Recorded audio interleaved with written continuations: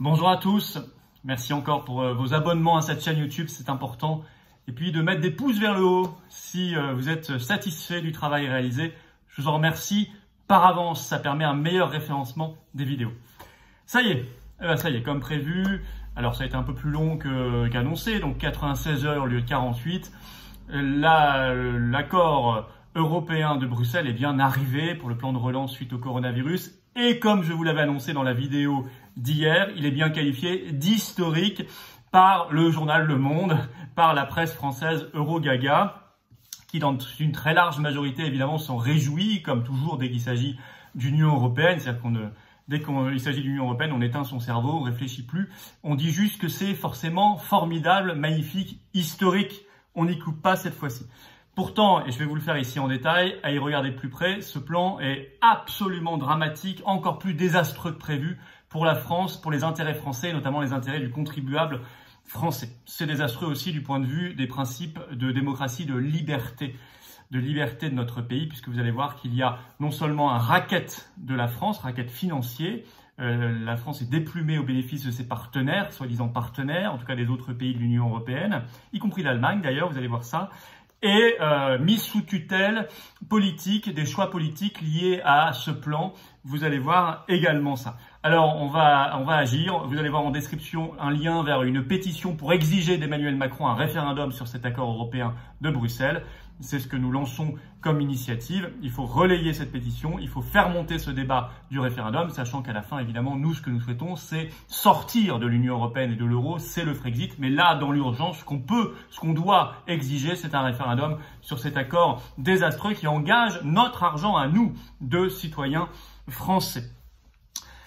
Honnêtement, n'importe quel dirigeant ou diplomate français qui aurait été envoyé pour négocier un tel accord et qui serait revenu avec un résultat aussi piteux, aussi dramatique pour les intérêts du pays, devrait être embastillé ou devrait être, je sais pas, banni, envoyé au Kerguelen ou au bagne de Cayenne, quoi. Parce que honnêtement, c'est une haute trahison contre les intérêts de la France. Et je pèse mes mots, vous allez voir ça. Alors, au total, c'est un plan de 750 milliards d'euros, comme prévu. Alors, la répartition n'est plus tout à fait la même que celle que je vous donnais hier en vidéo, parce que les pays dits frugaux, surtout les pays du Nord, donc Pays-Bas en tête, Danemark, Suède, mais également Autriche, et également Finlande d'ailleurs, ont fait pression pour qu'il y ait dans ces 750 milliards d'euros plus de prêts et moins de subventions. Donc, au final, il y a 360 milliards d'euros de prêts. Et aux États membres qui en souhaitent, qui en réclament, pas la France. Donc ça ira surtout vers l'Italie et vers l'Espagne. Et il y a 390 milliards d'euros et non plus 500 de subventions. Les subventions seront directement versées aux États, alors surtout là également Italie et Espagne, un peu la France, vous allez voir, et devront être entre 2038 et 2058 remboursées par tous les États membres collectivement. C'est un peu ça la nouveauté.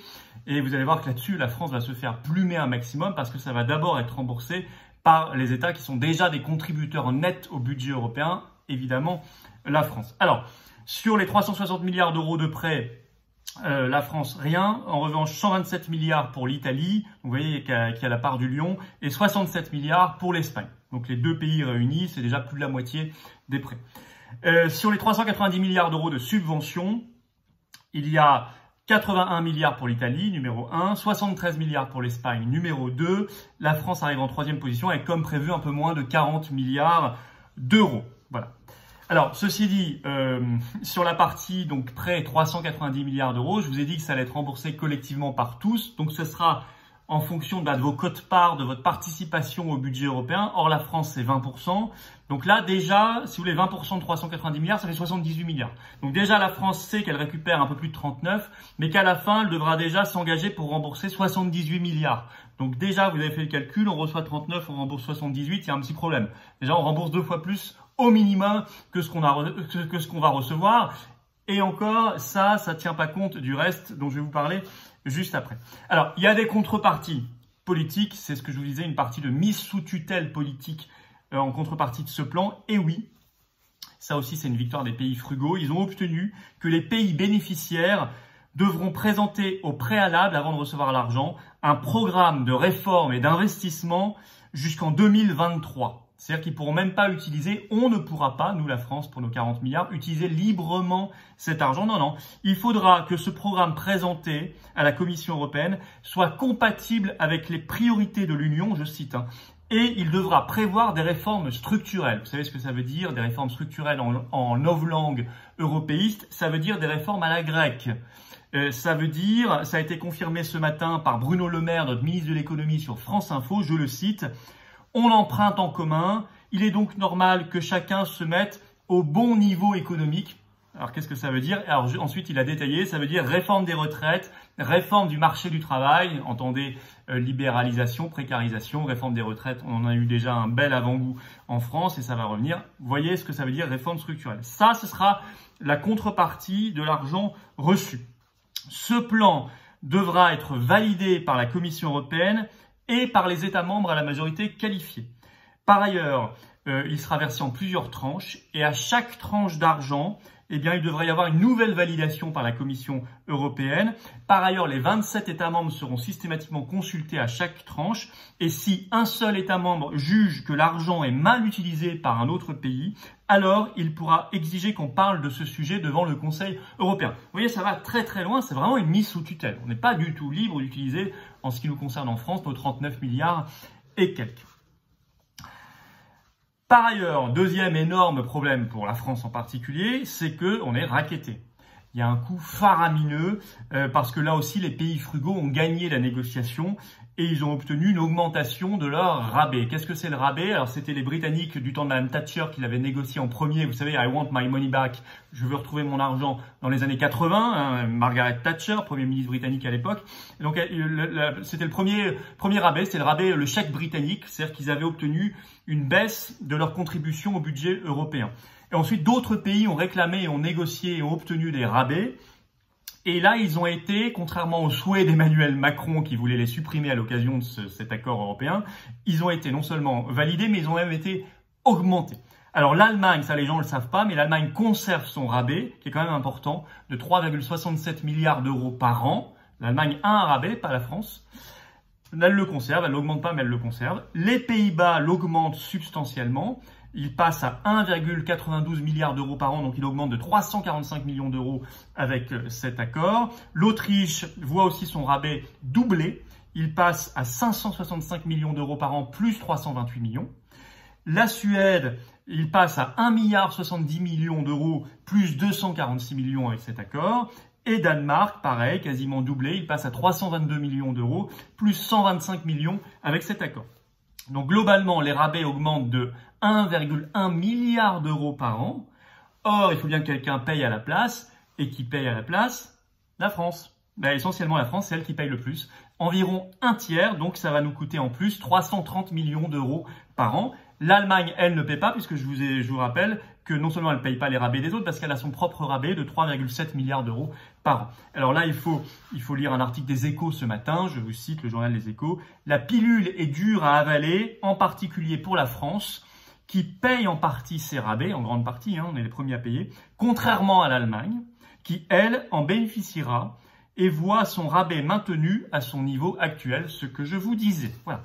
Donc on se fait avoir à tout niveau, on se fait plumer, mais bon, Macron a validé ça, a signé ça, hein, donc c'est en toute connaissance de cause. C'est juste pour sa gloriole personnelle, probablement parce que monsieur vise un jour à être président de l'Europe. Je crois qu'il estime que la France est trop petite pour lui, alors que je pense que la France est déjà infiniment trop grande pour ce monsieur.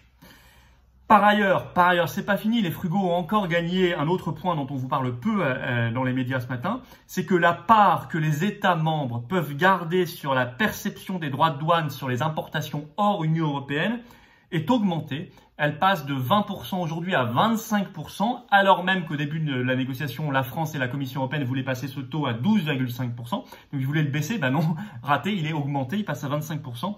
Ce qui va surtout bénéficier aux pays qui bénéficient de grandes zones portuaires d'importation de produits vers l'Union européenne. En premier lieu, les Pays-Bas, encore une fois, un frugal qui gagne, mais également, il faut le signaler, la Belgique. En tout cas, très peu la France. Voilà, donc si vous voulez, on perd, mais vraiment à tout niveau. Alors, Concernant le remboursement de ces 390 milliards d'euros de subventions qui devront, je vous l'ai dit, être remboursés entre 2038 et 2058 solidairement, la France à hauteur de 80 milliards d'euros, eh bien, ils n'ont pas décidé hier, les chefs d'État et de gouvernement n'ont pas décidé de modalités, ils ont juste pris rendez-vous pour créer des ressources propres, des taxes, dans les années à venir pour rembourser directement. Alors ça nous fait planer la menace d'un impôt européen, ce qui est le rêve des européistes, des eurogagas et notamment de la Commission européenne. Donc le bilan pour la France, ça va nous coûter extrêmement cher, beaucoup plus que ce qu'on va recevoir. Par ailleurs, on ne va pas pouvoir utiliser librement ce qu'on va recevoir. C'est conditionné à des réformes épouvantables d'austérité, de libéralisation, de privatisation à la grecque. Par ailleurs, on se crée nous-mêmes une épée de Damoclès au-dessus de notre tête qui s'appelle l'impôt européen. On est probablement dans les 27 pays le plus perdant, très largement. Vraiment le plus perdant sur les 27 pays européens.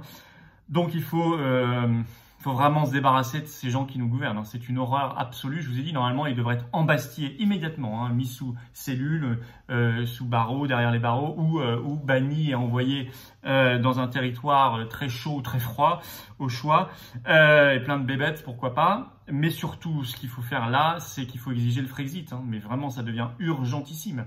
Chasser cette oligarchie, renverser la table et d'abord faire le Frexit, sortir la France de l'Union européenne et de l'euro, sortir la France de ce cauchemar. Et là, maintenant, exiger un référendum sur ce très mauvais accord de Bruxelles pour qu'on en parle et pour que les Français puissent dire non, ce qui sera le début du détricotage général de l'Union européenne. Signez donc en description la pétition pour ce référendum et partagez-la autour de vous. Et puis, si vous nous soutenez dans ce combat, adhérez aux Patriotes. Il y a un lien sur l'écran directement. On le met également en description et en commentaire épinglé. Prenez votre carte orange, adhérez aux Patriotes, rejoignez le combat, participez à un combat collectif, rassembleur, efficace, clair et net. Je vous attends, c'est la formation politique que je préside. J'ai besoin de vous. On vit à 100%, vous le savez, des adhérents et donateurs, pas un centime de l'État ni des banques. Et vous devez co-construire, co-participer avec nous à cette grande bataille de la libération de la France et de la France d'après, la France qui renaîtra. Merci à vous. Vive la France.